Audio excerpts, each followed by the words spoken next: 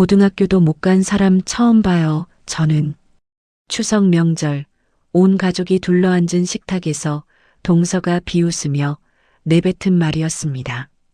새벽 4시부터 전을 부치고 나무를 묻힌 제 손이 그대로 멈췄습니다. 아무도 입을 열지 않았습니다. 남편도 시아버지도 형님도. 그때 부엌에서 접시를 들고 나오던 시어머니가 동서의 뺨을 내리쳤습니다. 거지 같은 년, 돈 한 푼 없으면서 유세는. 닥쳐. 거실이 얼어붙었습니다. 그날 이후 동서의 공격은 더 교묘해졌고 더 잔인해졌습니다. 제 학력을 동네방네 퍼뜨리고 제 사업을 짓밟고 시아버지의 재산까지 손을 뻗었죠. 하지만 동서는 몰랐습니다. 중졸인 제 손이 어떤 걸 만들어낼 수 있는지를. 오늘의 사연 시작하기 전에 구독과 좋아요를 눌러주시면 집안에 행운이 가득하실 거예요. 저는 한은주 35살입니다. 결혼한 지 겨우 석 달 된 새댁이었고 남편 재혁과 함께 맞는 첫 번째 추석이었죠. 시댁 현관문을 열자마자 명절 음식 냄새가 코끝을 감쌌습니다. 거실에는 시아버지 정수 어르신과 큰아들 재원, 그리고 동서 수빈이 먼저 와 있었습니다. 어머나, 우리 작은 동서 왔네. 어서 와요. 수빈이 소파에서 스프링처럼 튀어오르며 저를 맞았습니다. 작은 아가씨라고 불러야 할지 고민하던 찰나 수빈이 먼저 입을 열었습니다. 사실 수빈은 저보다 2살이나 어린데 말이죠. 안녕하세요, 형님. 먼저 와 계셨네요. 제가 조심스럽게 인사하자 수빈은 눈을 가늘게 뜨며 생긋 웃었습니다. 아유, 내가 형님이지 참. 새학이라 그런지 아직 입에 안 붙나 봐. 호칭 똑바로 안 하면 뼈대 있는 집안 어른들이 서운해하셔. 속이 빤히 보이는 여우짓이었지만 저는 꾹 참고 고개를 숙였습니다. 부엌으로 들어가 앞치마를 질끈 동여맸습니다. 새벽 4시부터 뜬 눈으로 밤을 지새우며 정성껏 준비해온 반찬통들을 꺼냈습니다.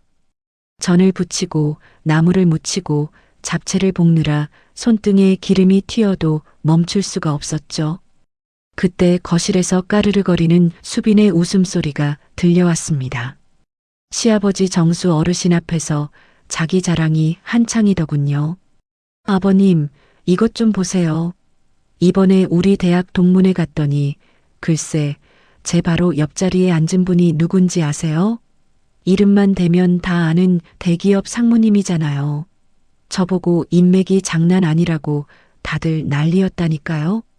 시아버지 정수 어르신이 무릎을 탁 치며 좋아하셨습니다. 허허, 역시 우리 큰 며느리는 노는 물이 달라. 수빈이가 들어오고 나서 우리 집안 품격이 확 올라갔어. 저는 지글거리는 팬 위에서 전을 뒤집으며 그 소리를 다 듣고 있었습니다. 모르는 척하려 해도 자꾸만 가슴 한구석이 욱신거렸죠. 드디어 명절 상이 차려지고 온 가족이 둘러앉았습니다. 밥을 먹던 수빈이 갑자기 젓가락을 내려놓더니 저를 빤히 쳐다봤습니다. 근데 동서는 학교 동창회 같은 거 안 가요? 요즘은 그런 인맥이 다 돈이고 실력인데. 제가 당황해서 입술을 떼기도 전에 수빈이 말을 가로챘습니다. 아차차, 내 정신 좀 봐. 내가 깜빡했네. 동서는 고등학교도 못 나왔다면서요? 아이고, 그럼 동창회고 뭐고 부를 사람도 없겠구나. 세상에, 나는 살다 고등학교도 안 나온 사람은 처음 봐서 그래요. 요즘 세상에 중졸이 어디 흔한가 안 그래요, 여보? 식탁 위가 찬물을 끼얹은 듯 조용해졌습니다. 시아버지는 헛기침을 하며 눈치를 보셨고 아주버님 재원은 고개를 쳐박고 국물만 떠먹었습니다. 제 옆에 앉은 남편 재혁은 얼굴이 벌개진 채 숟가락만 꽉 쥐고 입 한 번긋 못하더군요. 제 손등 위로 눈물이 툭 떨어질 것 같아 무릎 위에 둔 두 손을 피가 안 통할 정도로 꽉 쥐었습니다. 바로 그 순간이었습니다. 부엌에서 과일 접시를 들고 나오던 시어머니 복순 여사님이 그 말을 그대로 들어버린 겁니다. 어머니의 얼굴이 순식간에 시퍼렇게 변하더니 들고 있던 접시를 식탁에 쾅 소리가 나게 내려놓으셨습니다. 그리고는 벼락같이 수빈의 앞으로 다가가더니 찰싹 매운 손날이 수빈의 뺨을 그대로 갈겨버렸습니다. 이 입방정이 아주 풍년이구나. 어디서 못돼 먹은 버릇이야?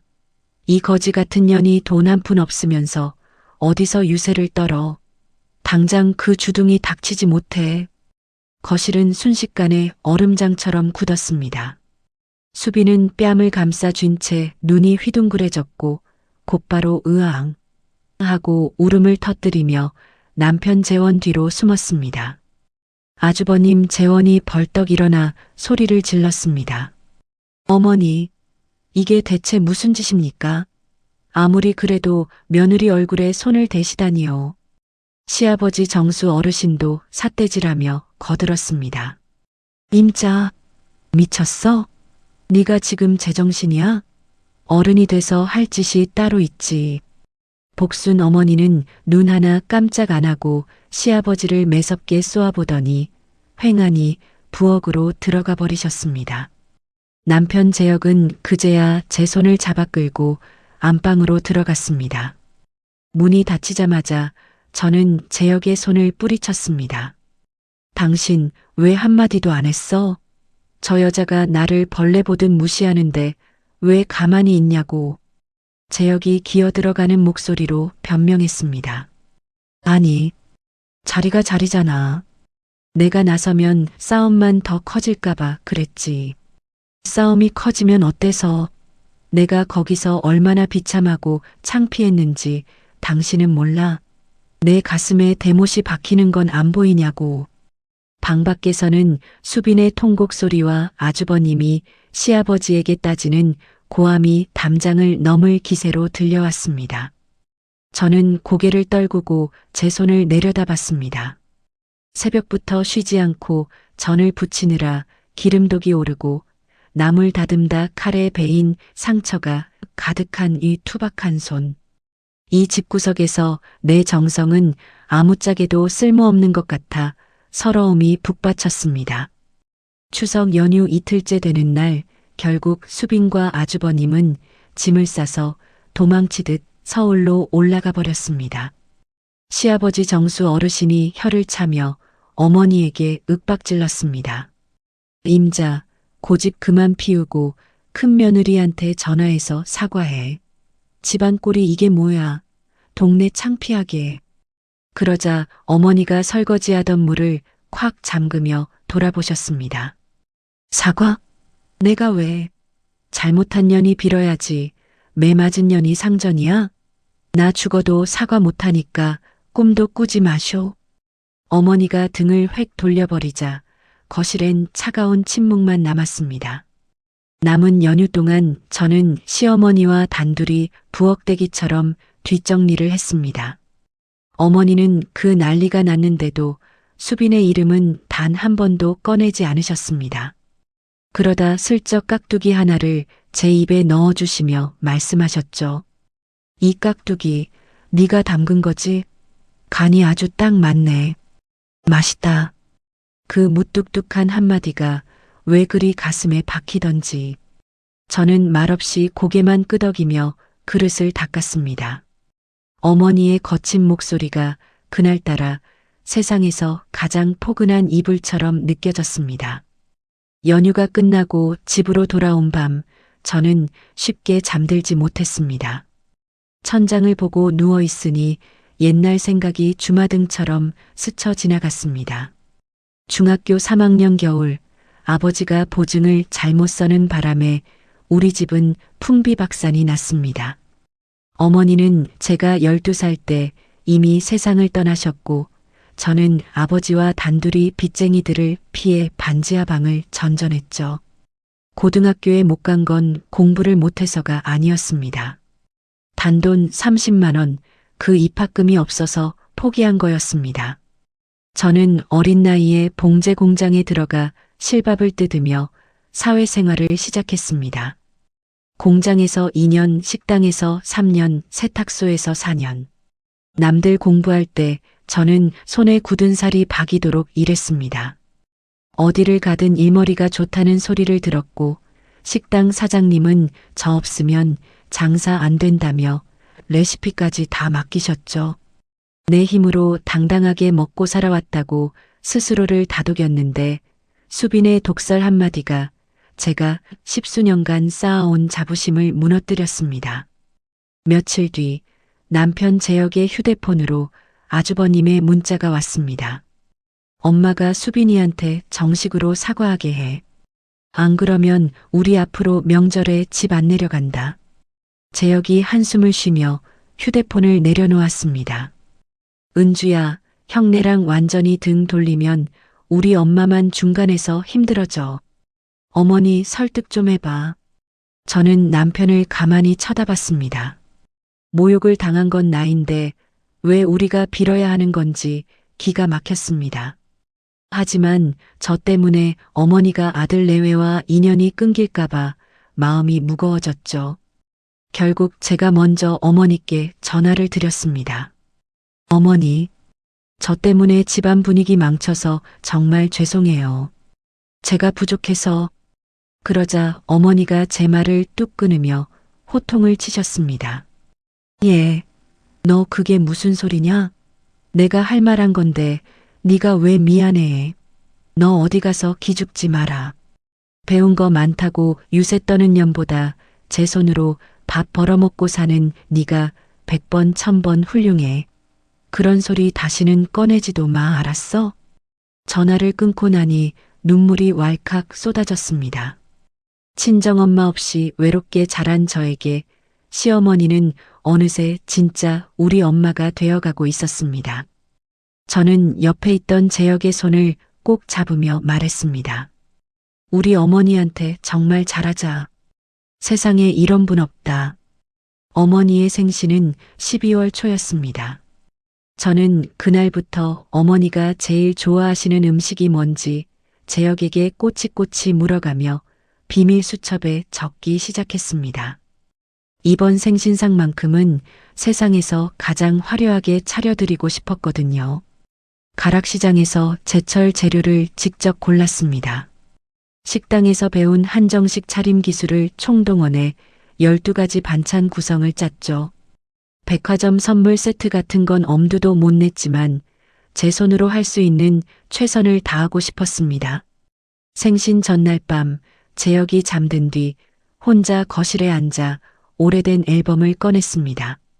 중학교 졸업식 날 교복을 입고 아버지와 찍은 사진 한 장이 전부였습니다. 아버지는 비쩍 마른 얼굴로 억지 미소를 짓고 있었죠.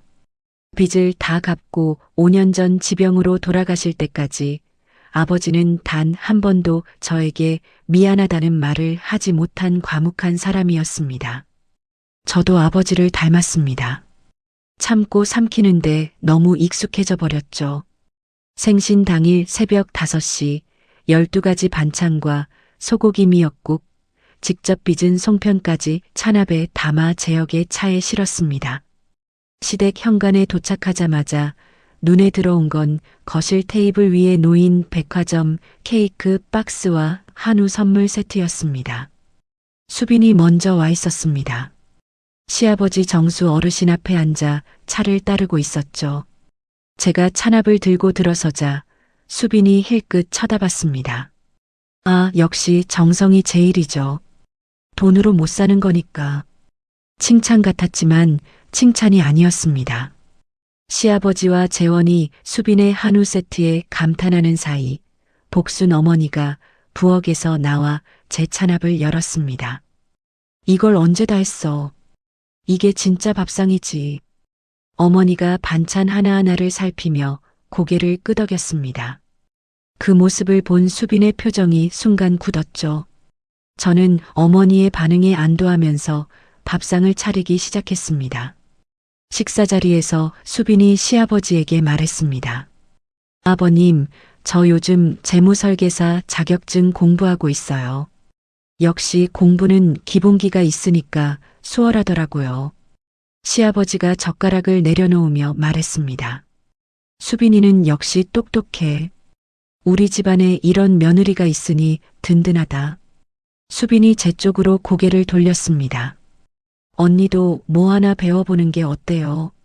요즘 검정고시 학원도 많다던데. 복순 어머니의 숟가락 든 손이 멈췄습니다. 저는 어머니의 손을 식탁 아래에서 살짝 잡았습니다. 이번만은 참겠다는 뜻이었죠. 어머니가 저를 한번 보더니 숟가락을 다시 들었습니다. 식사 뒤 설거지를 하면서 수빈과 단둘이 부엌에 남게 됐습니다. 수빈이 접시를 닦으며 말했습니다. 언니, 아까 기분 나빴으면 미안. 근데 진심이에요. 검정고시라도 따놓으면 나중에 애 낳고 학교에서 엄마 학력 쓸 때 덜 창피하잖아요. 사과하는 척하면서 더 깊이 찌르는 말이었습니다. 저는 떨리는 손으로 그릇을 헹구며 대답했습니다. 걱정해줘서 고마워. 그게 제가 할 수 있는 전부였습니다. 돌아오는 차 안에서 재혁이 말했습니다. 수빈이 말이 꼭 나쁜 뜻은 아니었을 수도 있어. 저는 아무 대답도 하지 않고 창밖을 봤습니다. 재혁도 더 이상 말을 잇지 못했죠. 집에 도착해서도 무거운 침묵만 두 사람 사이에 흘렀습니다. 그로부터 열흘쯤 뒤 동네 마트에서 장을 보다가 낯익은 얼굴을 마주쳤습니다. 재혁 회사 동료 상철의 아내 정아였습니다. 정아는 반갑게 인사하다가 말을 망설이더니 휴대폰을 꺼냈습니다. 은주 씨, 이거 혹시 몰라서 알려주는 건데요. 정아가 보여준 건 동네 인터넷 카페 게시물이었습니다. 화면에는 이런 내용이 적혀 있었죠. 시어머니가 작은 며느리 편만 드는데 그 며느리가 중졸이라 불쌍해서 그런 거래요. 수빈이었습니다. 집안에서만 무시한 게 아니라 동네에까지 제 학력을 퍼뜨리고 다녔던 겁니다. 정아가 휴대폰을 주머니에 넣으며 말했습니다. 나는 이런 거 보면 못 참아서 글 올린 사람한테 확인도 안 된 남의 사생활 올리지 말라고 댓글 달았어요. 고마웠지만 그 순간 마트 안에 있는 사람들의 시선이 전부 저를 향하는 것 같았습니다. 장바구니를 내려놓고 주차장으로 나와 한참을 서 있었습니다. 그날 밤 재혁에게 말했습니다. 수빈이가 동네에 내 학력 퍼뜨리고 다녔어. 재혁이 이를 악물었습니다. 뭐? 진짜? 정아 씨가 카페 게시물까지 보여줬어. 재혁이 한참을 가만히 있다가 입을 열었습니다. 내가 형한테 얘기하면 더 커질 수 있으니까 조금만 참아줘. 참아줘. 또 그 말이었습니다. 도대체 언제까지 참아야 하는 거야? 당신은 매번 참으라고만 하잖아. 결혼하고 처음으로 재혁에게 크게 소리를 질렀습니다. 재혁은 입을 다물었고 저는 베란다로 나가 문을 닫았습니다. 12월의 차가운 바람이 얼굴을 때렸지만 속에서 타오르는 것은 식지 않았습니다. 그날 이후 사흘 동안 재혁과 필요한 말 외에는 대화가 끊겼습니다. 재혁이 출근 전 식탁에 메모를 남겼습니다. 미안하다. 시간 좀 달라. 저는 그 메모를 접어 서랍에 넣고 답하지 않았습니다. 혼자 있는 시간에 검정고시 학원을 인터넷으로 찾아봤지만 월 수강료가 40만 원이라는 걸 보고 화면을 닫았습니다. 냉전 나흘째 아침 시어머니 복순에게서 전화가 왔습니다. 은주야, 오늘 시간 되면 나 좀 보러 와. 시댁에 도착하자 복순 어머니가 저를 마주 앉히고 말했습니다. 수빈이가 뭘 떠들고 다니든 신경 쓰지 마. 사람 값어치는 졸업장으로 매기는 게 아니야. 어머니가 제 손을 꼭 잡았습니다. 내가 시장 바닥에서 맨손으로 일어난 사람이라 그걸 알아. 참았던 울음이 터졌습니다. 어머니가 제 등을 쓸어주며 이야기를 꺼냈습니다. 나도 초등학교밖에 못 나왔어. 14살에 시장 좌판에서 장사 시작했지. 저 양반이 사업한다고 번번이 말아먹을 때마다 내가 시장에서 번 돈으로 이 집안을 지탱한 거야. 어머니가 코를 훌쩍이며 말했습니다. 배운 사람들이 잘하는 건 입으로 떠드는 것뿐이야. 진짜 센 사람은 손으로 먹고 사는 사람이다. 그제야 알았습니다. 어머니가 왜 그토록 제 편을 드는지, 그 뿌리가 어디에 있는지를요. 돌아가는 버스에서 어머니의 말을 곱씹었습니다. 집에 도착해 재혁에게 먼저 말을 꺼냈습니다. 당신한테 화풀이해서 미안해. 하지만 앞으로 참으라는 말은 하지 마. 재혁이 고개를 끄덕였습니다. 알았어. 다음에는 내가 직접 나설게. 사흘간의 냉전이 끝났습니다. 하지만 수빈은 멈추지 않고 있었습니다. 수빈은 시아버지 정수에게 주 2회 전화를 걸어 안부를 묻고 인삼 제품을 택배로 보내고 있었죠. 시아버지는 추석 때 복순 어머니가 수빈의 뺨을 때린 일을 여전히 못마땅하게 여기고 있었고, 수빈의 명문대 학벌을 맹신하는 시아버지에게 수빈이 꺼내는 재무 이야기는 전문가의 조언처럼 들렸을 겁니다. 어느 주말 재혁이 형 재원에게 전화를 걸었습니다. 형, 수빈 씨가 은주학력을 동네에 퍼뜨리고 다닌 거 알아? 전화 너머로 재원의 목소리가 들렸습니다. 수빈이가 그럴 리가 없어. 오해 아니냐? 그런 것보다 어머니가 수빈이한테 사과부터 하시는 게 순서 아니냐? 재혁의 입이 굳었습니다. 전화를 끄는 재혁이 저를 받고 저는 고개를 저었습니다. 이 가족 안에서 제 편은 시어머니와 남편뿐이라는 걸 다시 한번 확인한 날이었습니다. 그 무렵 동네 주민센터 게시판에서 무료 비누 만들기 체험 포스터를 발견했습니다. 돈이 들지 않으니 한번 가보자는 가벼운 마음이었죠. 체험에서 라벤더 비누를 하나 만들어 집에 가져왔습니다. 재혁이 욕실에서 코를 벌름거리며 물었습니다. 향기 좋다. 이거 네가 만든 거야? 응, 주민센터에서. 오랜만에 작은 뿌듯함이 가슴에 번졌습니다. 하지만 며칠 뒤 시아버지 정수에게서 전화가 왔고 그 뿌듯함은 금세 사라졌습니다. 재혁아, 추석 때 일로 집안이 쪼개질 수는 없다. 설 전에 한번 다 같이 모여서 정리하자. 재혁이 전화를 끊고 저에게 말했습니다. 저는 그 정리라는 말이 무슨 뜻인지 바로 알아챘습니다. 결국 복순 어머니가 수빈에게 사과하는 것으로 마무리하려는 거였죠. 내가 당한 일인데 어머니가 사과해야 하는 거면 나는 이 가족에서 도대체 뭔데? 재혁은 대답하지 못했습니다. 그날 밤 잠이 오지 않아 거실에 앉았습니다. 주민센터에서 만든 비누를 손에 쥐고 돌렸습니다. 이 가족 안에서 존중받으려면 참는 것만으로는 안 된다는 걸 알고 있었습니다. 무언가 제 힘이 필요했습니다. 그게 뭔지는 아직 몰랐지만 더 이상 고개를 숙이는 건 답이 아니라는 것만은 분명했습니다. 12월이 저물고 있었습니다. 설 명절이 다가오고 있었고 시아버지가 말한 가족 모임이 코앞이었죠. 그리고 한 가지 더 생신 때 복순 어머니가 제 몰래 한쪽 가슴을 움켜쥐던 모습이 자꾸 눈앞에 아른거렸습니다. 설 연휴 2주 전 시댁 근처 은행에 적금 만기 해지를 하러 갔습니다. 생활비를 빼고 따로 모아둔 비상금 적금이었는데 통장에 찍힌 금액은 270만 원이었습니다. 결혼 후 3년 아껴서 모은 돈의 전부였죠. 은행을 나서는데 건너편 커피숍 유리창 너머로 낯익은 두 사람이 보였습니다. 시아버지 정수와 수빈이었습니다. 수빈이 서류 뭉치를 시아버지 앞에 펼치며 뭔가를 설명하고 있었습니다. 저도 모르게 발이 커피숍 쪽으로 움직였습니다.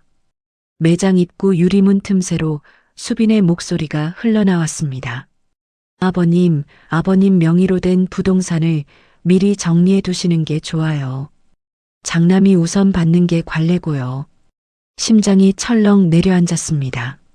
수빈이 시아버지를 단독으로 만나 재산 얘기를 하고 있었던 겁니다. 들킬까봐 서둘러 자리를 떴습니다. 버스에 앉아 창밖을 보면서 생각했습니다. 수빈은 재무설계사 자격증 공부를 한다고 했지만 시험도 치르지 않은 상태였습니다. 인터넷에서 주워들은 수준의 이야기를 전문가인 것처럼 포장하고 있었죠. 문제는 명문대 학벌을 맹신하는 시아버지가 수빈의 말을 고스란히 믿고 있다는 것이었습니다. 복순 어머니는 이 사실을 전혀 모르고 있었고 그게 가장 위험했습니다. 집에 돌아와 재혁에게 말했습니다. 오늘 은행 가다가 봤어. 아버님이랑 수빈이가 커피숍에서 만나고 있었어. 수빈이가 서류까지 준비해서 아버님한테 재산 정리하라고 하더라. 재혁이 고개를 갸웃했습니다. 설마 아버지가 그런데 넘어가시겠어? 당신 눈으로 직접 봤으면 그런 말 못해. 서류를 펼쳐놓고 설명하고 있었다고. 내가 형한테 물어볼게. 재혁은 그렇게만 말했습니다. 저는 며느리 입장에서 시아버지의 재산 문제에 직접 끼어들 수도 없는 처지에 속이 타들어갔습니다. 재혁이 형 재원에게 전화했습니다. 형, 아버지랑 수빈 씨가 커피숍에서 만나던데 무슨 일이야? 재원의 목소리가 전화기 너머로 들렸습니다. 수빈이가 재무설계 공부하면서 아버지한테 상담 좀 해드리는 거야. 뭐가 문제냐? 재혁이 입을 열려다 말았습니다. 전화를 끄는 재혁의 표정이 어두웠죠. 재원이 모르는 척하는 건지 함께하고 있는 건지 알 수가 없었습니다. 설 연휴 일주일 전 시아버지 정수에게서 직접 전화가 왔습니다. 재혁이 전화를 받자 시아버지의 목소리가 크게 울렸습니다. 수빈이 말이 맞는 것 같다. 장남한테 아파트 한 채는 미리 넘겨놓으려고. 세금 문제도 있으니 빨리 정리하는 게 좋다더라. 재혁이 시댁으로 달려갔습니다. 아버지, 어머니와는 상의하신 거예요? 시아버지가 손을 저었습니다. 내 어머니 몸이 안 좋으니 이런 걸로 신경 쓰게 하지 마라. 재혁이 돌아와서 전해준 말을 듣고 저는 확신했습니다. 수빈이 복순 어머니가 아닌 시아버지 쪽만 노린 건 다 계산이었습니다. 그날 밤 인터넷 등기소에서 시아버지 명의의 부동산 등기부등본을 떼봤습니다. 정수 어르신 명의로 아파트 한 채와 시장 근처 소형 상가 한 칸이 등기되어 있었습니다. 재혁이 말한 적이 있었죠. 그 아파트는 복순 어머니가 시장에서 번 돈이 절반 넘게 들어간 거라고. 어머니 동의 없이 이전되는 건 말이 안 됐습니다. 하지만 법적으로 어디까지 막을 수 있는지 저는 알 수가 없었습니다. 설 연휴 이틀 전이었습니다. 시어머니 복순이 시장에서 쓰러졌다는 연락이 왔습니다. 단골 채소가게 사장님이 119에 신고해서 대학병원 응급실로 실려갔다고 했습니다. 재혁과 택시를 타고 병원으로 달려가는 동안 생신 때 복순 어머니가 한쪽 가슴을 살짝 움켜쥐던 모습이 눈앞에 떠올랐습니다. 왜 그때 알아채지 못했을까? 택시 안에서 무릎 위에 주먹을 풀 수가 없었습니다. 응급실에서 의사가 설명했습니다. 심장 쪽 문제입니다. 꽤 오래전부터 증상이 있으셨을 겁니다. 수술이 필요하지만 지금은 중환자실에서 안정을 취하셔야 합니다. 면회 시간에 산소 마스크를 쓰고 누워있는 어머니의 얼굴을 봤습니다. 시장에서 좌판을 벌이고 고함을 지르고 수빈의 뺨을 때리던 그 사람이 이렇게 작아 보일 수 있다는 게 믿기지 않았습니다. 다리에 힘이 풀려 복도 의자에 주저앉았고 재혁과 나란히 앉아 첫밤을 새웠습니다. 다음 날 아침 재원과 수빈이 병원에 도착했습니다. 수빈이 병실 앞에서 눈물을 보였습니다. 어머니가 이렇게 위험하신 줄 정말 몰랐어요. 저는 수빈의 눈물을 보면서도 아무 말 하지 않았습니다. 재원이 의사를 붙잡고 수술 비용과 입원 기간을 물었습니다. 복도로 돌아온 재원이 중얼거렸습니다. 이거 비용이 만만찮겠다. 재원 옆에서 수빈이 재원의 귀에 뭔가를 속삭이는 게 보였습니다. 무슨 말인지는 들리지 않았지만 저는 그 장면을 놓치지 않았습니다. 복순 어머니가 일반 병실로 옮겨진 지 사흘 뒤 수빈이 다시 병원에 왔습니다. 이번에는 혼자가 아니었습니다. 시댁 큰고모를 데리고 온 겁니다. 큰고모는 시댁 친척 중에서 목소리가 가장 크고 무슨 일이든 장남 중심으로 돌아가야 한다고 믿는 사람이었죠. 큰고모가 병실 복도에서 말했습니다. 어머니가 이렇게 아프신데 병원비는 어떻게 할 거냐? 장남인 재원이가 부담이 크겠구만. 저는 참다 못해 입을 열었습니다. 고모님, 어머니 의식도 아직 온전히 돌아오지 않으셨는데 지금 돈 이야기를 하시면 어떡합니까? 수빈이 저를 똑바로 쳐다보며 말했습니다. 형편이 안 되시면 가만히 계세요. 원래 이런 건 아는 사람들끼리 정리하는 거예요. 큰고모가 팔짱을 끼며 말했습니다. 재원이가 장남이니 부모 재산 관리하는 게 맞지. 작은 쪽에서 이래라 저래라 할 일이 아니다. 재혁이 고모에게 말했습니다. 고모, 그건 어머니가 결정하실 일입니다. 하지만 재혁의 목소리는 작았고 큰고모의 기세에 묻혀버렸습니다. 저는 주먹을 꽉 쥔 채 병실 문 앞에 서 있었습니다. 문 안에 누워있는 복순 어머니가 지금 깨어 있었다면 이 상황을 가만두지 않았을 겁니다. 큰고모와 수빈이 떠난 뒤 재혁이 병원 옥상으로 저를 데려갔습니다. 형수가 고모까지 끌고 온 거 보면 이건 계획적이야. 나도 이제 가만히 있으면 안 되겠다. 재혁이 처음으로 상황의 심각성을 인정했습니다. 하지만 당장 뭘 어떻게 해야 하는지는 둘 다 몰랐습니다. 지금 저에게 할 수 있는 일은 하나뿐이었습니다. 어머니 곁을 지키는 것. 그날부터 매일 병원에 출퇴근하며 간병을 시작했습니다. 세면 도구를 챙기고 병원 밥 대신 직접 죽을 쑤어 날랐습니다.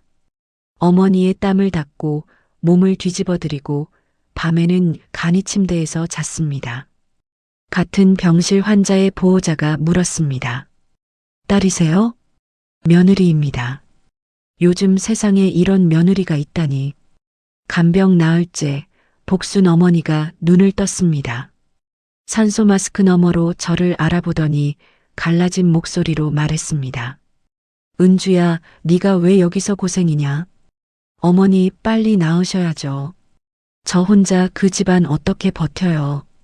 어머니가 약하게 웃었습니다.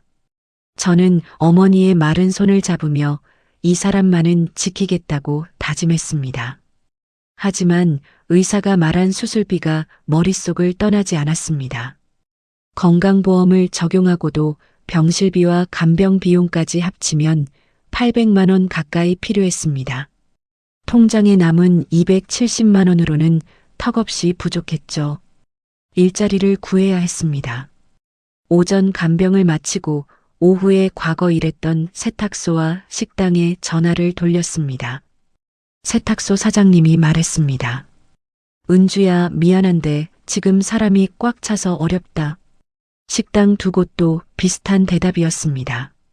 병원 로비 벤치에 앉아 휴대폰을 내려놓았습니다. 며칠 전 병원에서 시댁으로 가는 길에 본 건물 1층의 안내문이 머릿속에 떠올랐습니다. 천연비누 공방 직원 모집. 주민센터 체험에서 비누를 만들었을 때의 손끝 감각이 되살아났습니다. 내일 오후에 한번 가보기로 했습니다. 그날 밤 병원 간이 침대에서 어머니의 심장 소리를 재는 기계 소리를 들으며 누워 있었습니다. 재혁이 퇴근 후 병원에 와서 간병을 교대했습니다. 주말에는 내가 종일 있을 테니까 당신은 좀 쉬어. 저는 고개를 끄덕였습니다. 쉬는 대신 그 시간에 공방을 찾아갈 생각이었지만 아직 재혁에게는 말하지 않았습니다. 어머니의 잠든 얼굴을 바라보며 되뇌었습니다. 어떻게든 버텨내겠다고. 다음 날 오후 재혁이 주말 간병을 하러 병원에 온 틈을 타서 시댁 근처 건물 1층의 공방을 찾아갔습니다. 유리창 너머로 나무 선반 위에 가지런히 놓인 색색의 비누들과 말린 허브 장식이 보였습니다. 주민센터 체험에서 비누를 만들었을 때의 감각이 손끝에 되살아났습니다. 한참을 망설이다 문을 열고 들어갔습니다. 안쪽에서 앞치마를 두른 여자가 비누 틀에 뭔가를 붓고 있었습니다. 공방 사장 최미영이었습니다. 미영이 저를 보더니 고개를 들었고 제 손을 한번 훑어봤습니다. 이 손은 일을 많이 한 손이네. 만드는 일 해본 적 있어요? 저는 솔직하게 말했습니다. 시어머니가 입원해 계셔서 오전에는 병원에 있어야 하고 형편이 어려워서 일을 찾고 있다고. 학력은 중졸이라고. 미영이 선반에서 재료 3가지를 꺼내 제 앞에 놓았습니다. 비누 베이스, 올리브 오일, 약숙 분말이었습니다. 학력 칸에 뭐가 적혀 있든 여기선 손이 자격증이에요. 한번 만들어 봐요. 미영의 설명을 들으며 첫 비누를 만들었습니다. 비누 베이스를 중탕으로 녹이고 올리브 오일을 넣고 약숙 분말을 섞어 틀에 부었습니다. 모양은 투박했습니다. 하지만 미영이 굳은 비누의 단면을 칼로 잘라보더니 눈을 크게 떴습니다. 배합 비율이 딱 맞아요. 보통 한 달은 걸리는 감각을 첫날에 잡았네. 미영이 비누를 코에 대고 향을 맡으며 말했습니다. 오후 시간만 가능하면 그것만이라도 와요. 일당은 세탁소보다 나을 거예요. 가슴이 뛰었습니다. 누군가에게 능력을 인정받은 게 얼마만인지 모르겠습니다. 그날부터 제 하루가 바뀌었습니다. 새벽 5시에 일어나 복순 어머니의 죽을 만들어 병원에 가져다 드리고 오전 간병을 했습니다.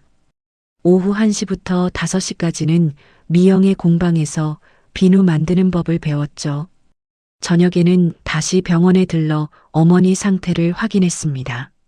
재혁은 퇴근 후 저녁 7시부터 밤 10시까지 병원에서 간병을 맡았고 주말에는 재혁이 종일 병원에 있어서 제가 공방에 집중할 수 있었습니다. 공방 첫 주 일당 25만 원은 곧바로 복순 어머니의 병원비로 들어갔습니다. 미영은 단순히 기술만 가르치는 사람이 아니었습니다. 어느 날 비누를 포장하면서 미영이 말했습니다. 나도 고등학교까지밖에 못 나왔어요. 화장품 회사 공장에서 5년 일하면서 재료랑 만드는 과정을 현장에서 혼자 익혔죠. 35에 퇴직금 모아서 이 공방 열었고 미영이 선반 위에 서류 액자를 가리켰습니다. 화장품 만드는 사업장으로 정식 등록된 허가증이었습니다. 세상이 내 학력을 깔보면 내 실력으로 입을 막아야 해요. 미영에게서 사장이 아니라 인생 선배를 받습니다. 비누 만드는 기초부터 하나하나 배워나갔습니다. 비누 베이스를 녹여 틀에 붓는 원리, 천연 재료 배합, 향기 기름 조합, 굳히는 기간 관리까지. 어릴 적 외할머니 집에서 맡았던 약숙 향이 떠올라 강화도 약숙을 주재료로 한 비누를 직접 만들어 보기 시작했습니다. 미영이 제가 만든 약숙 비누를 살펴보더니 말했습니다. 이건 우리 공방 제품이랑 달라요. 은주 씨만에게 될 수 있겠어. 간병과 공방 일을 같이 한 지 3주째 복순 어머니의 상태가 안정되어 수술 날짜가 잡혔습니다. 의사가 설명했습니다. 건강보험 적용해도 본인이 내실 금액이 300만 원 정도 됩니다. 거기에 병실비, 간병기간 비용까지 합치면 800만 원가량 예상하셔야 합니다. 통장에 남은 돈은 70만 원이었습니다. 재혁이 회사에 급여를 미리 받을 수 있는지 알아보겠다고 했지만 그것만으로는 모자랐습니다. 재혁이 형 재원에게 전화했습니다. 형, 어머니 수술비 반반 나누자. 이틀 뒤 돌아온 대답은 이랬습니다. 수빈이랑 상의해봤는데 우리도 지금 여유가 없다. 어머니 보험 확인해봐라. 백화점 한우 세트는 사면서 수술비는 못 낸다는 말이었습니다. 복순 어머니의 보험을 확인하러 시댁에 갔다가 알게 된 사실이 있었습니다. 시아버지 정수가 본인 이름으로 가입해뒀던 어머니의 보험을 몇 년 전에 해지해버린 겁니다. 사업 자금이 필요했다면서요. 저는 미영에게 상황을 털어놓았습니다. 미영이 작업대에서 손을 멈추고 저를 봤습니다. 내가 200만 원 빌려줄게. 급한 불부터 끄자. 그건 안 돼요. 사장님한테 그런 부담을 드리면 부담이 아니라 투자야. 은주 씨 비누가 팔리면 그때 갚아. 미영이 봉투를 건네며 웃었습니다. 결국 그 돈을 받았습니다. 재혁의 회사 선지급금 300만 원과 합쳐 수술 예치금을 마련했고 나머지는 병원과 나눠내기로 했습니다. 미영에게 약속했습니다. 반드시 제 힘으로 갚겠다고. 2월 초 복순 어머니의 수술이 끝났습니다. 회복실에서 나온 어머니가 마취에서 깨어나 가장 먼저 제 손을 잡았습니다. 가방에서 공방에서 만든 약숙 비누 하나를 꺼내 어머니 손에 쥐어드렸습니다. 어머니가 코에 대고 향을 맡더니 약하게 웃었습니다. 향기 좋다, 우리 은주. 그 한마디에 몇 주간의 피로가 한꺼번에 밀려왔지만 이 길이 틀리지 않았다는 확신이 들었습니다. 수술 뒤 입원 기간 동안 미영의 권유로 제 약숙 비누를 공방 진열대에 5개 내놓았습니다. 공방 단골 중에 현정이라는 분이 있었습니다. 인터넷 블로그에 생활 후기를 올리는 동네 주부였는데 비누를 하나 사간 뒤 블로그에 글을 올렸습니다. 강화 약숙 수제 비누, 향이 깊고 피부가 촉촉해진다. 그 글을 본 사람들이 공방에 전화를 하기 시작했고 5개가 3일 만에 다 팔렸습니다. 미영이 빈 진열대를 보며 말했습니다. 이건 우리 공방 물건이 아니라 은주 씨 이름으로 키워야 해. 인터넷 쇼핑몰에 올려봐요. 재혁의 도움으로 스마트 스토어를 열었습니다. 재혁은 회사에서 배운 걸로 재고 관리표를 만들고 상품 사진을 찍어줬습니다. 저는 비누 하나하나에 강화도 약숙 이야기와 제 이야기를 손글씨로 적은 작은 카드를 넣었습니다. 첫 주문 10개가 들어온 날 포장하는 손이 떨렸습니다. 제 이름으로 무언가를 파는 것이 이렇게 벅찬 일인 줄 몰랐습니다. 2월 중순 복순 어머니가 퇴원했습니다. 병원비 나눠내는 잔액이 250만 원 남아 있었지만 스마트 스토어에 하루 서너 건씩 주문이 들어오고 있었습니다. 이 속도를 유지하면 반년 안에 미영에게 빌린 돈과 병원비를 다 갚을 수 있겠다는 계산이 섰습니다. 퇴원하는 어머니를 부축해 택시에 태우며 말했습니다. 어머니, 저 요즘 비누 만들어서 팔고 있어요. 나중에 보여드릴게요. 어머니가 제 팔을 잡으며 말했습니다. 그래, 네가 만든 거면 뭐든 잘 될 거다. 어머니가 시댁에서 요양을 시작하면서 간병 부담이 줄었습니다. 오전 10시부터 오후 5시까지 공방에서 온종일 일할 수 있게 됐죠. 미영은 비누 만드는 기술뿐 아니라 재료값 계산하는 법, 포장 꾸미는 법, 택배 보내는 절차까지 하나하나 알려줬습니다. 그런데 수비는 멈추지 않고 있었습니다. 어머니가 입원해 있는 동안에도 수비는 시아버지 정수에게 계속 연락을 하고 있었습니다. 어머니 수술비까지 들었으니 재산을 빨리 정리해서 현금으로 바꿔놓는 게 낫다는 논리였죠. 시아버지는 수빈의 명문대 학벌을 전문가 수준으로 믿고 있었고 점점 더 기울어지고 있었습니다. 어느 날 저녁 인터넷에서 부동산 매물을 검색하다가 눈이 멈췄습니다. 시댁 아파트와 같은 단지, 같은 크기, 같은 층수의 매물이 올라와 있었습니다. 혹시나 싶어 인터넷 등기소에서 등기부등본을 다시 떼봤습니다. 소유권 이전은 아직 안 됐지만 매물로 나와 있다는 건 시아버지가 팔 준비를 하고 있다는 뜻이었습니다. 어머니가 태어난 지 겨우 며칠밖에 안 됐는데 어머니가 사시는 집이 이미 매물로 나와 있었던 겁니다. 재혁에게 등기부등본과 부동산 화면을 같이 보여줬습니다. 재혁의 얼굴이 굳었습니다. 이건 어머니한테 말씀드려야 해. 하지만 수술 직후 회복 중인 어머니에게 이런 이야기를 꺼내면 건강이 나빠질 수 있었습니다. 어머니가 좀 더 나으시면 그때 말씀드리자. 3월 초까지만 기다리자. 재혁이 고개를 끄덕였습니다.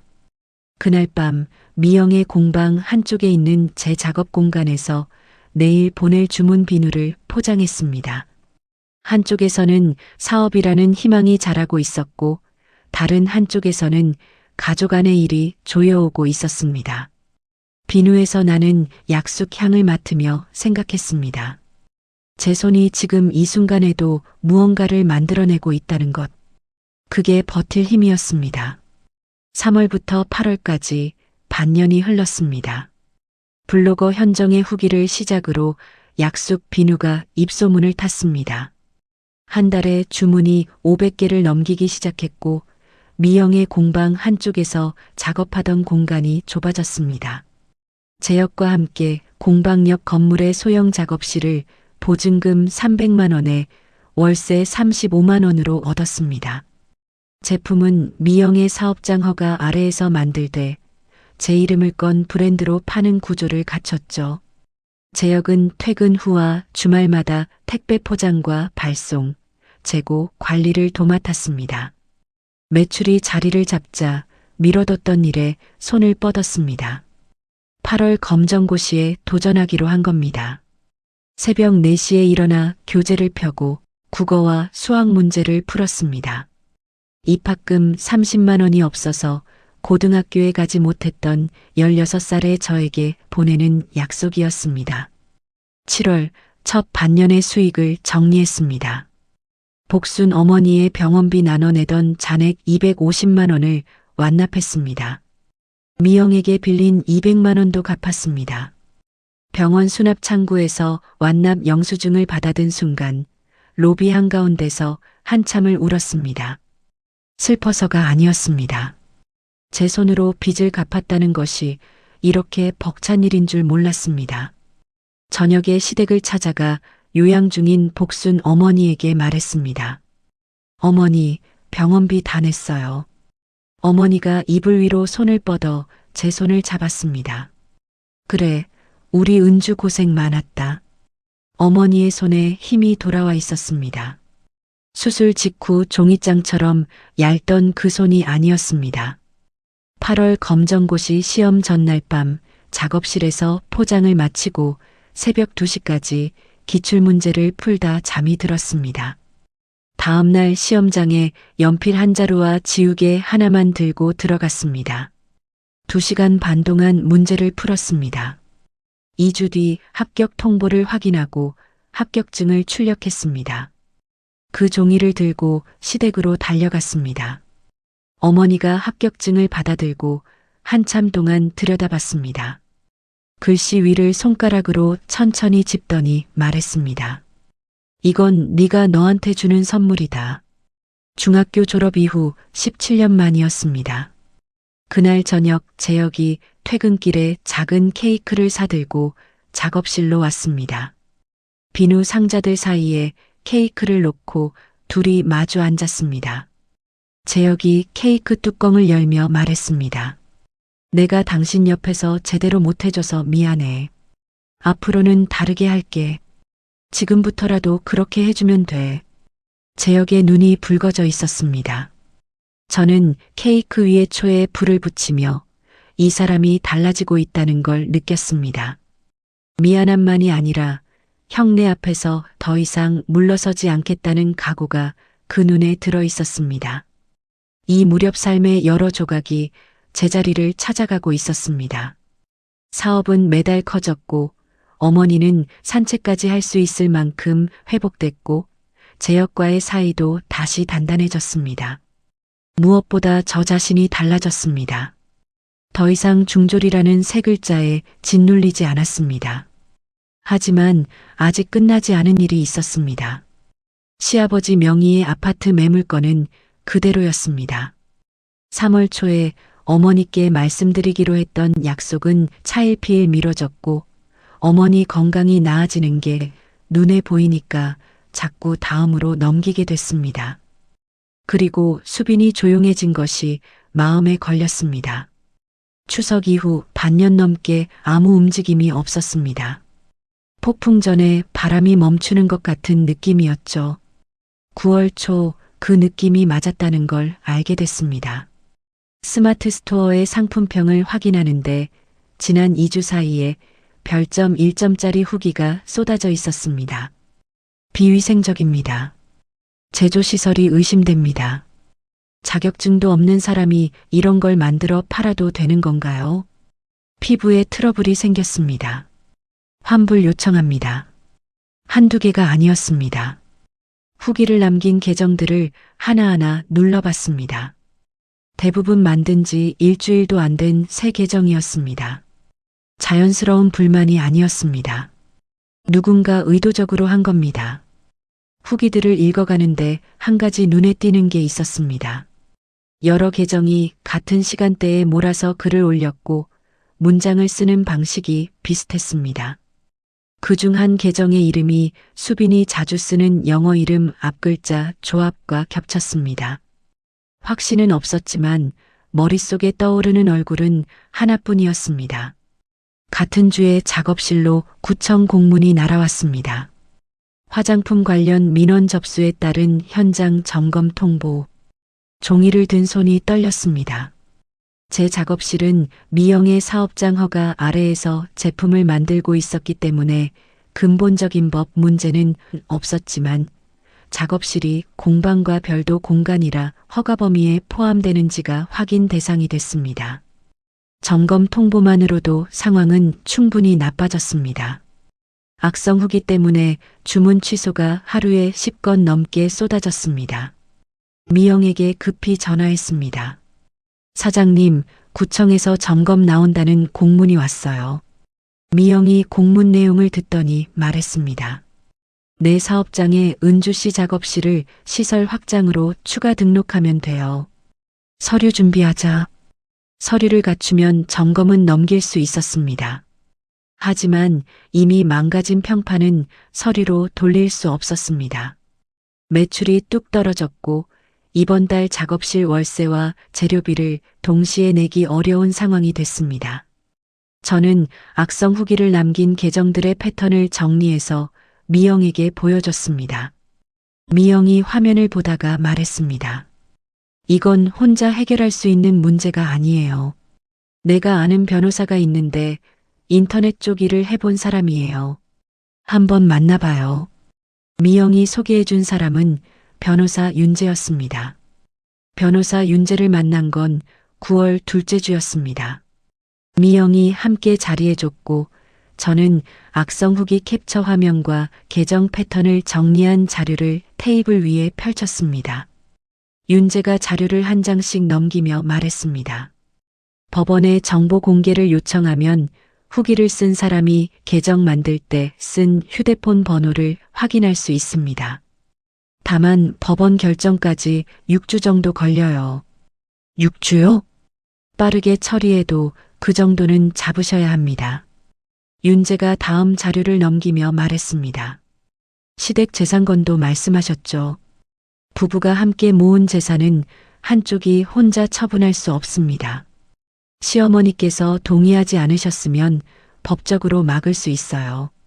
저는 고개를 끄덕이며 정리했습니다.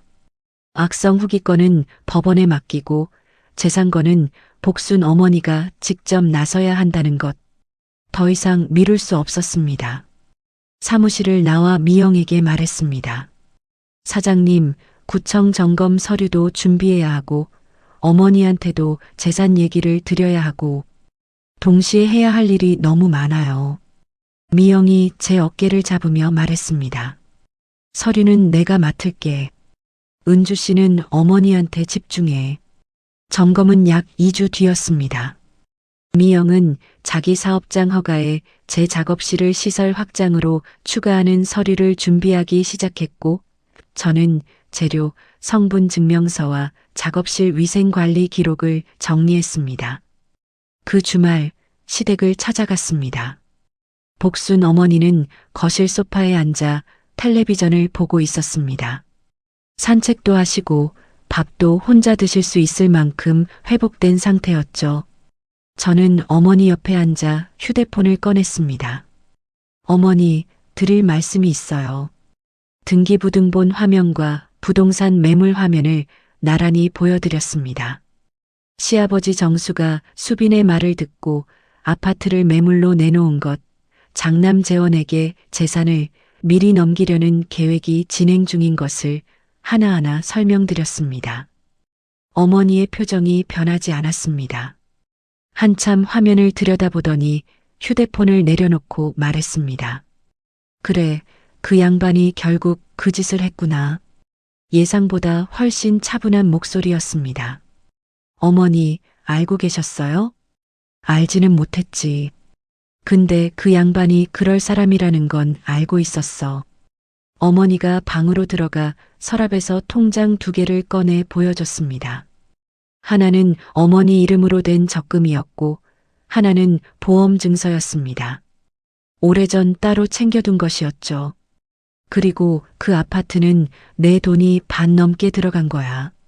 저 양반이 혼자 팔 수 있는 게 아니다. 저는 윤재 변호사 이야기를 꺼냈습니다. 어머니가 고개를 끄덕이며 말했습니다. 그 변호사한테 전화 상담 한번 해보마. 근데 은주야, 이 싸움은 내가 한다. 너는 내 사업에 집중해.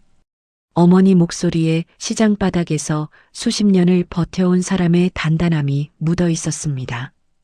하지만 수빈은 가만히 있지 않았습니다. 복순 어머니가 움직이기 시작했다는 걸 재원을 통해 감지한 겁니다.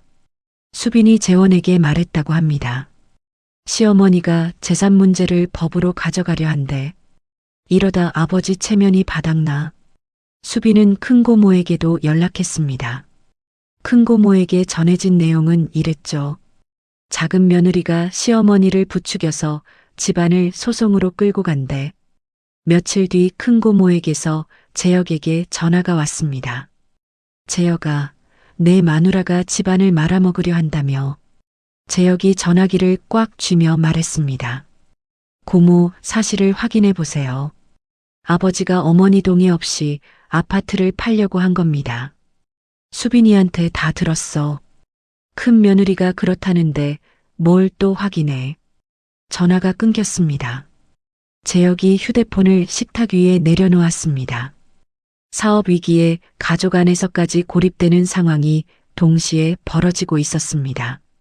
구청 점검일이 왔습니다. 담당 공무원이 작업실에 들어와 시설과 재료, 만드는 과정을 확인했습니다. 미영이 함께 와서 사업장 시설 확장 서류와 재료 성분 증명서, 위생관리 기록을 건넸습니다. 공무원이 서류를 살피며 말했습니다. 신고 절차가 좀 늦었는데 현장 상태는 양호합니다. 보안 서류 내시면 다시 확인하겠습니다. 즉각적인 영업 중지는 나오지 않았습니다. 최악은 면했지만 악성 후기 때문에 주문은 계속 줄고 있었습니다. 서류를 갖춰도 인터넷에 깔린 나쁜 후기를 읽고 돌아서는 사람들을 막을 수는 없었죠. 미영과 머리를 맞댔습니다. 사람들을 직접 불러서 비누 만드는 과정을 보여주는 건 어때요? 눈으로 보면 믿잖아요. 미영이 고개를 끄덕이며 말했습니다. 좋아요. 공방 체험 행사를 열자. 현정 씨한테도 알려서 인터넷에 퍼뜨리자고. 현정에게 연락했습니다. 현정은 곧바로 자기 블로그와 동네 인터넷 카페에 행사 소식을 올려줬습니다. 행사 준비에 매달리면서 잃어버린 신뢰를 되찾을 기회가 이번뿐이라는 걸 알고 있었습니다. 행사 준비를 하던 어느 새벽이었습니다. 작업실에서 혼자 비누를 만들고 있었습니다. 매출은 반토막이 났고 이번 달 월세는 밀릴 판이었고 법원 결과는 6주를 기다려야 했습니다. 손이 멈췄습니다. 포기하고 싶다? 처음으로 그 말이 입 밖으로 나왔습니다. 그때 작업실 문이 열렸습니다. 재혁이 편의점 커피 2잔을 들고 서 있었습니다. 퇴근하고 바로 온 거였죠. 아무 말 없이 제 옆에 앉아 커피 한 잔을 내밀었습니다. 도망가지 말자. 나도 이번엔 안 도망갈 테니까. 저는 커피를 받아들고 재혁을 봤습니다. 재혁이 말했습니다. 내일 반차 내고 형 만나러 갈 거야. 지금까지 형 앞에서 작아지기만 했는데 이제 그만하려고. 재혁의 눈이 달랐습니다. 추석 때 안방으로 끌고 가며 더 커진다고 했던 그 사람이 아니었습니다. 저는 고개를 끄덕이며 커피를 한 모금 마셨습니다. 재혁이 잠든 뒤 체험 행사 안내 포스터를 직접 만들었습니다. 문구를 쓰다가 펜이 멈췄습니다. 중졸 엄마의 천연 비누, 손으로 증명합니다. 이 문장을 넣을지 말지 한참을 고민했습니다. 학력을 숨기는 게 수빈이 만들어 놓은 틀에 갇히는 거라는 생각이 들었습니다. 그 문구를 그대로 살렸습니다. 다음 날 오전 재혁이 반차를 내고 형 재원의 직장 근처 카페에서 형을 만났습니다. 재혁이 제게 전화로 전해준 내용은 이랬습니다. 형한테 말했어. 수빈 씨가 내 아내 사업에 한 짓 다 알고 있다고. 형이 모른 척하면 나도 더 이상 형으로 안 본다고. 형이 뭐래? 증거가 있냐고 하더라. 그래서 악성 후기 패턴 자료 보여주고 변호사한테 법원에 정보 공개 요청 넣었다고 했어. 결과 나오면 형수 이름이 나올 거라고. 형 표정이 어땠어? 처음으로 흔들리더라. 같은 주 토요일 공방 체험 행사를 열었습니다. 현정의 홍보 덕분에 30명 넘는 사람이 왔습니다.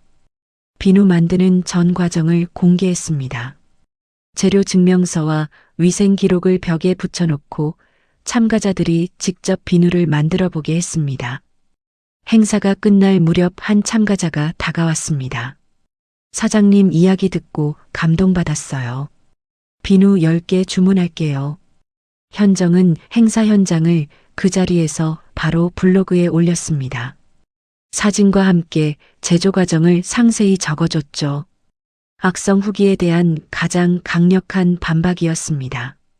행사 이후 스마트 스토어에 좋은 후기가 다시 올라오기 시작했고 주문량이 조금씩 회복됐습니다. 복순 어머니는 변호사 윤재와 전화 상담을 마치고 시아버지 정수에게 직접 말했습니다. 그 아파트 매물 내린 거 알고 있어. 내 동의 없이 처분하려 하면 법으로 간다. 시아버지가 매물을 일단 내렸다고 했지만 겉으로만 물러선 건지는 알 수 없었습니다. 법원에 정보 공개를 요청한 지 6주가 지난 10월 중순 윤재에게서 연락이 왔습니다. 결과 나왔습니다. 악성 후기 계정 3개가 가입할 때 쓴 휴대폰 번호가 같은 사람 명의입니다. 누구요? 이수빈 씨입니다. 손에 든 휴대폰이 미끄러질 뻔했습니다. 직감은 맞았지만 실제로 이름을 확인하니 머릿속이 하얘졌습니다. 저는 그 결과를 들고 재원을 만나러 갔습니다. 서류를 재원 앞에 내밀며 말했습니다. 형님, 이래도 모르는 척 하실 건가요? 재원이 서류를 들여다봤습니다. 수빈의 휴대폰 번호가 찍힌 종이 위에서 재원의 시선이 멈춰 있었습니다. 한참을 아무 말도 하지 못했습니다. 확인해 보겠다. 재원이 그 한마디만 남기고 자리를 떴습니다. 저는 카페에 혼자 앉아 식어가는 커피를 바라봤습니다. 이 증거가 가족 안의 힘을 바꿀 수 있다는 건 알고 있었습니다. 하지만 이 일이 가족을 완전히 갈라놓을 수도 있다는 무게가 동시에 느껴졌습니다. 재원이 카페를 떠난 그날 밤 재혁에게서 전화가 왔습니다. 형이 수빈이한테 따졌나 봐. 형수가 울면서 전화했다고 형이 나한테 연락 왔어. 수빈이가 뭐래? 형이 말을 잘 못하더라. 내일 자세히 얘기해준다고. 다음날 저녁 재혁이 퇴근하자마자 말해줬습니다. 재원이 낮에 재혁에게 전화해서 전해준 내용이었죠. 재원이 서류를 들이밀자 수빈이 처음으로 울며 입을 열었다고 합니다. 나는 공부밖에 한 게 없는데 그것마저 아무도 인정 안 해주면 나한테 뭐가 남느냐고. 취업은 번번이 떨어졌고 아이도 없고 시어머니한테 뺨까지 맞았는데 중졸인 은주 언니는 사업도 하고 시어머니 사랑도 받고 남편도 잘해주는데 자기한테는 졸업장밖에 없으니까 그걸로라도 이기고 싶었다고. 재혁이 그 이야기를 전해주는 동안 저는 식탁 앞에 가만히 앉아 있었습니다. 수빈이 밉지 않다고 하면 거짓말이었습니다. 추석 때 온 가족 앞에서 받은 모욕, 동네에 퍼진 소문, 악성 후기로 무너질 뻔한 사업. 하나하나가 생생하게 남아 있었으니까요. 하지만 수빈의 그 말이 귓가에 맴돌았습니다. 나한테는 졸업장밖에 없다는 그 말. 고소는 안 할 거야. 재혁이 저를 봤습니다. 대신 다시 이런 일 생기면 그때는 안 봐줄 거야. 증거는 그대로 가지고 있어. 재혁이 고개를 끄덕였습니다. 당신이 결정한 거면 따를게. 형한테는 내가 확실히 선을 그었으니까. 윤재 변호사에게 연락했습니다. 악성 후기 건은 고소를 넣지 않되 증거 자료는 보관해달라고. 윤재가 알겠다고 했습니다. 한편 복순 어머니는 윤재의 도움을 받아 시아버지 정수에게 내용 증명을 보냈습니다. 부부가 함께 마련한 재산을 한쪽이 동의 없이 처분하려 했으니 법적으로 무효라는 내용이었죠. 부동산 매물도 완전히 내려졌습니다. 내용 증명을 받은 시아버지가 복순 어머니 앞에 앉았다고 합니다. 재혁이 전해준 말에 따르면 시아버지가 이렇게 말했다고 합니다. 내가 경솔했다. 수빈이 말만 듣고 판단한 게 잘못이야. 복순 어머니가 대답했습니다. 재산은 두 아들한테 공평하게 갈 거야. 근데 그건 내가 죽고 나서 할 일이지. 멀쩡히 살아있는데 내 집을 팔아? 시아버지가 처음으로 어머니 앞에서 고개를 숙였다고 합니다. 며칠 뒤 재원에게서 재혁에게 전화가 왔습니다. 재혁아, 한번 만나자. 형제가 시댁 근처 식당에서 마주 앉았습니다. 재혁이 돌아와서 전해준 이야기입니다. 재원이 먼저 말을 꺼냈다고 합니다. 수빈이가 한 행동에 대해 형으로서 미안하다. 내가 더 일찍 막았어야 했는데. 재혁이 대답했습니다. 나한테 할 말이 아니라 은주한테 해야 할 말이야. 재원이 고개를 끄덕였다고 합니다. 그 주말 재원에게서 직접 전화가 왔습니다. 전화기 너머로 재원의 목소리가 어색하게 떨렸습니다. 은주 씨, 수빈이 일에 대해 미안하다. 내가 옆에 있으면서 막지 못했어. 형님, 감사합니다. 전화를 끊고 얼마 지나지 않아 수빈에게서 문자가 왔습니다. 짧은 문장이었습니다. 죄송합니다. 제가 잘못했습니다. 화면을 한참 들여다봤습니다. 추석 때의 뺨소리, 마트에서 정아가 보여준 카페 게시물, 작업실에서 혼자 울던 새벽이 한꺼번에 떠올랐습니다. 답장을 쳤습니다. 앞으로 이런 일 없었으면 좋겠습니다. 보내기를 누르고 휴대폰을 내려놓았습니다. 용서와 화해는 다른 것이었습니다. 사과를 받아들이는 것과 마음이 풀리는 건 같은 일이 아니었죠. 11월 초 시댁에서 가족 모임이 있었습니다. 복순 어머니의 건강 회복을 축하하는 자리였습니다. 재원과 수빈, 재혁과 저, 시아버지 정수와 복순 어머니가 함께 식탁에 앉았습니다. 처음에는 아무도 말을 꺼내지 못했습니다. 젓가락 소리만 식탁 위에 울렸죠.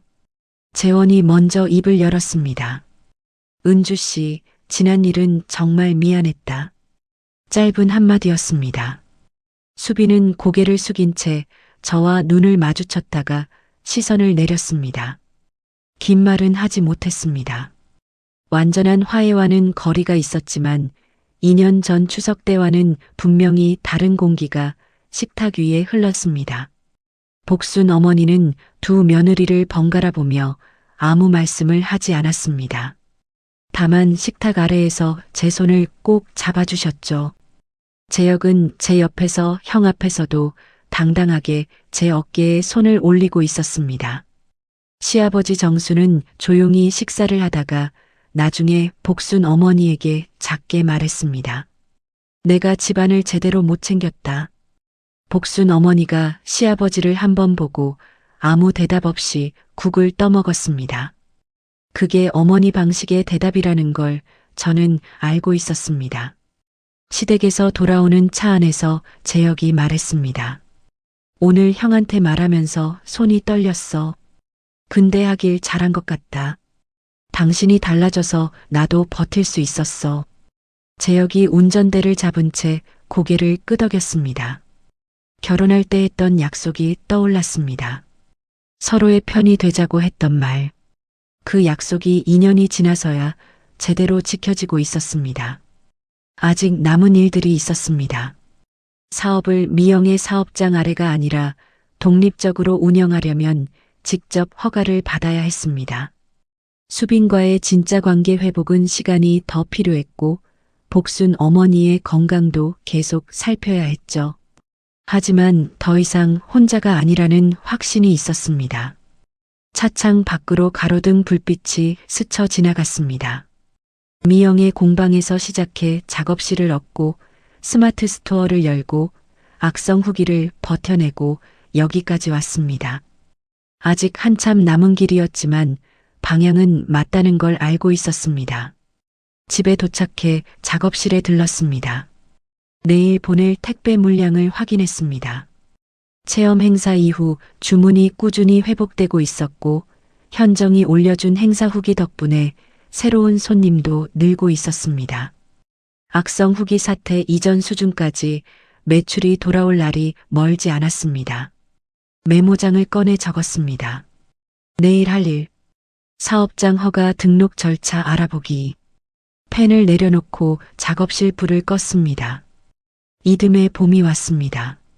약숙 비누 브랜드가 인터넷에서 화제가 됐습니다. 체험 행사 포스터에 넣었던 그 한 줄, 중졸 엄마의 천연 비누, 손으로 증명합니다가 시작이었죠. 누군가 그 문구를 캡처해서 인터넷 카페에 올렸고 거기서부터 퍼져나갔습니다. 월 주문량이 1,500개까지 늘었습니다. 미영과 정식으로 동업계약을 맺었습니다.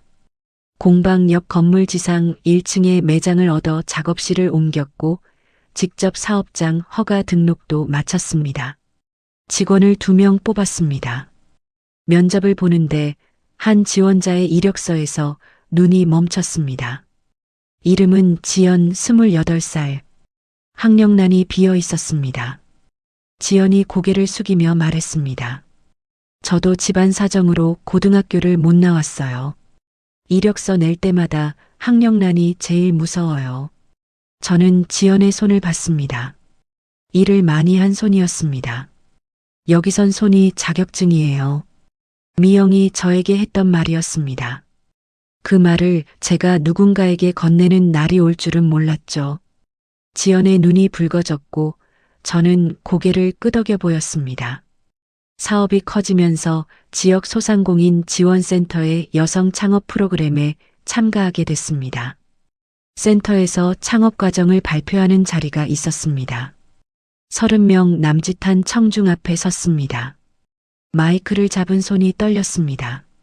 저는 중학교 졸업이 학력의 전부인 사람입니다. 봉제 공장에서 시작해서 식당, 세탁소를 거쳤고 지금은 비누를 만들어 팔고 있습니다. 발표를 마치자 청중 사이에서 박수가 나왔습니다. 그 자리에 지역 신문 기자가 한 명 앉아 있었습니다. 며칠 뒤 신문에 기사가 실렸습니다. 학력 대신 손재주로 일어선 여성 사업가. 기사 옆에 제 사진이 박혀 있었습니다. 작업실에서 비누를 만들고 있는 모습이었죠. 그 기사를 동네 인터넷 카페에 정아가 올렸습니다. 시댁 동네에도 퍼졌습니다. 2년 전 수빈이 퍼뜨린 중졸 며느리라는 말이 이제는 완전히 다른 의미로 돌아온 겁니다. 어느 일요일 시댁 근처 대형마트에서 장을 보다가 큰 고모를 마주쳤습니다. 큰 고모가 먼저 다가왔습니다. 병원 복도에서 작은 쪽에서 이래라 저래라 할 일이 아니다라고 했던 바로 그 사람이었죠. 은주야, 너 신문에 난 거 봤다. 대단하더라. 큰 고모가 장바구니를 내려놓으며 말했습니다. 내가 전에 너한테 한 말은 미안하게 됐다. 고모님 괜찮습니다. 지난 일이에요. 속으로는 복잡한 감정이 올라왔습니다. 하지만 더 이상 그 감정에 붙잡히고 싶지 않았습니다. 마트를 나오면서 생각했습니다. 2년 전 이 마트에서 정아가 카페 게시물을 보여줬을 때 주차장에서 한참을 서 있었던 그때의 저와 지금의 저는 같은 사람이면서 다른 사람이었습니다. 추석이 다가왔습니다. 작업실에서 지영과 함께 시댁 가족 전원에게 보낼 비누 선물 세트를 포장했습니다. 비누마다 강화도 약속 이야기와 감사 인사를 적은 손글씨 카드를 넣었습니다. 복순 어머니에게 드릴 비누의 카드에는 이렇게 썼습니다. 어머니가 잡아주신 손 덕분에 여기까지 왔습니다. 수빈에게 보낼 비누 앞에서 펜이 멈췄습니다. 한참을 고민하다가 짧게 적었습니다. 수빈 씨 건강하세요. 그게 지금 제가 쓸 수 있는 전부였습니다. 추석 당일 2년 전 모든 것이 시작되었던 시댁 거실에 다시 온 가족이 모였습니다. 이번에는 밥상이 달랐습니다. 15가지 반찬에 사업 수익으로 장만한 한우 갈비찜이 가운데 놓였습니다. 2년 전 수빈의 백화점 한우 세트 앞에서 제 찬압이 초라해 보였던 그 식탁이었죠. 수빈이 먼저 다가왔습니다. 언니, 비누 하나만 더 주면 안 돼요? 쓰던 거 다 써서. 어색한 말투였습니다. 하지만 2년 전 고등학교도 못 간 사람 처음 봐요라고 했던 그 입에서 나온 말이라고는 믿기 어려웠죠. 완전한 화해는 아직 멀었습니다. 하지만 다른 공기가 흐르고 있었습니다. 응, 다음에 보내줄게. 저는 그렇게만 대답하고 밥상을 차리기 시작했습니다. 식사 자리에서 시아버지 정수가 갈비찜을 한 점 입에 넣고 말했습니다. 올해 밥상이 역대급이네. 복순 어머니가 제 쪽을 가리키며 말했습니다. 우리 은주가 차린 거다. 올해는 사업도 하고 밥상도 차리고 바쁜 사람이야. 어머니의 목소리에 자랑이 묻어 있었습니다. 재원이 저를 보며 말했습니다. 은주 씨, 일 관련해서 도울 거 있으면 말해. 내가 할 수 있는 건 돕겠다. 재혁이 제 옆에 앉아 있었습니다. 더 이상 우유부단하지 않은 얼굴이었죠. 재혁이 자연스럽게 제 어깨에 손을 올렸습니다. 2년 전에는 안방으로 도망쳤던 그 손이었습니다. 저녁 뒷정리를 마치고 복순 어머니와 단둘이 마당에 나왔습니다. 가을 저녁 바람이 불었습니다. 어머니가 마당 앞을 바라보며 말했습니다. 은주야, 나는 내 며느리가 자랑스럽다.